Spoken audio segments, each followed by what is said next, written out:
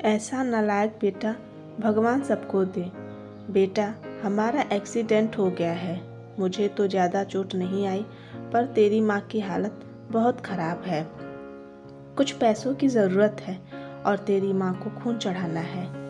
62 साल के माधव जी ने अपने बड़े बेटे से फ़ोन पर कहा, पापा मैं बहुत व्यस्त हूँ, आजकल मेरा आना नहीं हो सकेगा। मुझे विदेश में नौकरी का पैकेज मिला है तो उसी की तैयारी कर रहा हूँ। आपका भी तो यही सपना था ना, इसलिए हाथ भी तंग चल रहा है। पैसे की व्यवस्था कर लीजिए, मैं बाद में दे दूँगा। उनके बड़े इंजीनियर बेटे ने जवाब दिया। उन्होंने अपने दूसरे डॉक्टर बेटे को फ़ोन किया, पर उसने भी आने से मना कर दिया। उसे अपने ससुराल में शादी में जाना था। हाँ, इतना ज़रूर कहा कि पैसों की चिंता मत कीजिए, मैं भिजवा दूँगा। यह अलग बात है कि उसने कभी पैसे भिजवाए नहीं। उन्होंने बहुत मायूसी से फ़ोन रख दिया। अब उस नालायक बेटे को फ़ोन करके क्या फ़ायदा। जब यह दो लायक बेटे कुछ नहीं कर रहे तो वह नालायक क्या कर लेगा, उन्होंने सोचा और बोझिल कदमों से अस्पताल में पत्नी के पास पहुँचे और सुस्त हो गए। पुरानी बातें याद आने लगी। माधव राय जी स्कूल में शिक्षक थे। उनके 3 बेटे और 1 बेटी थी। बड़ा इंजीनियर और मझला डॉक्टर था। दोनों की शादी बड़े घराने में हुई थी। दोनों अपनी पत्नियों के साथ अलग अलग शहरों में रहते थे। बेटी की शादी भी उन्होंने खूब धूमधाम से की थी। सबसे छोटा बेटा पढ़ाई में ध्यान नहीं लगा पाया था। 11वीं के बाद उसने पढ़ाई छोड़ दी और घर में ही रहने लगा। कहता था, मुझे नौकरी नहीं करनी, अपने माता पिता की सेवा करनी है। पर मास्टर साहब उससे बहुत नाराज रहते थे। उन्होंने उसका नाम नालायक रख दिया। दोनों बड़े भाई पिता के आज्ञाकारी थे, पर वह गलत बात पर उनसे भी बहस कर बैठता था। इसलिए माधव जी उससे पसंद नहीं करते थे। जब माधव जी रिटायर हुए तो जमा पूंजी कुछ भी नहीं थी। सारी बचत दोनों बेटों की उच्च शिक्षा और बेटी की शादी में खर्च हो गई थी। शहर में एक घर, थोड़ी ज़मीन और गांव में थोड़ी ज़मीन थी।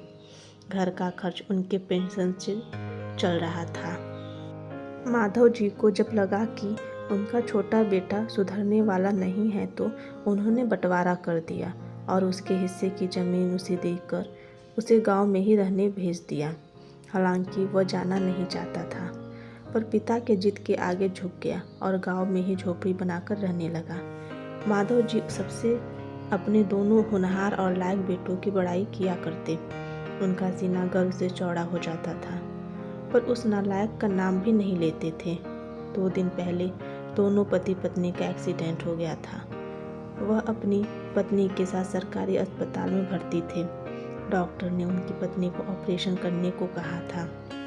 पापा पापा सुनकर आंखें खुली तो देखा सामने वही नालायक खड़ा था।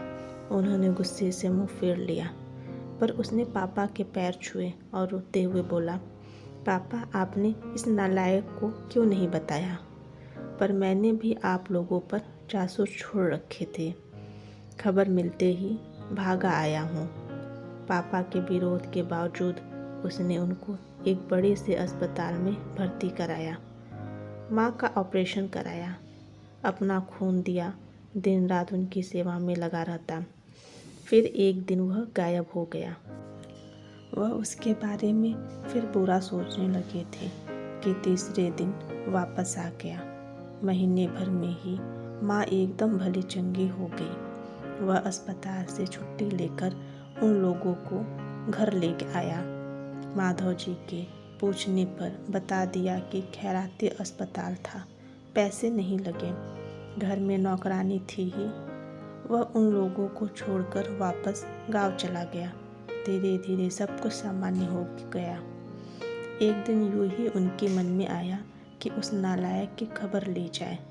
दोनों जब गांव के खेत पर पहुंचे तो झोपड़ी में ताला देखकर चौंक गए।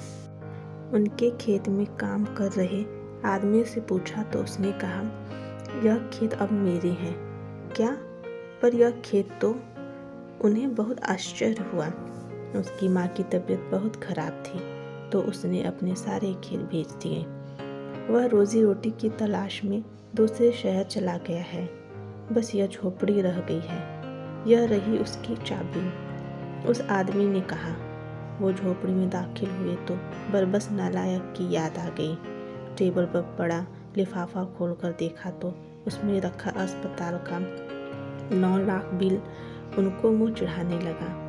उन्होंने अपनी पत्नी से कहा, जानकी, तुम्हारा बेटा नालायक तो था ही, झूठा भी है। अचानक उनकी आंखों से आंसू गिरने लगे और उन्होंने जोर से चिल्लाया, तू कहाँ चला गया नालायक, अपने पापा को छोड़कर?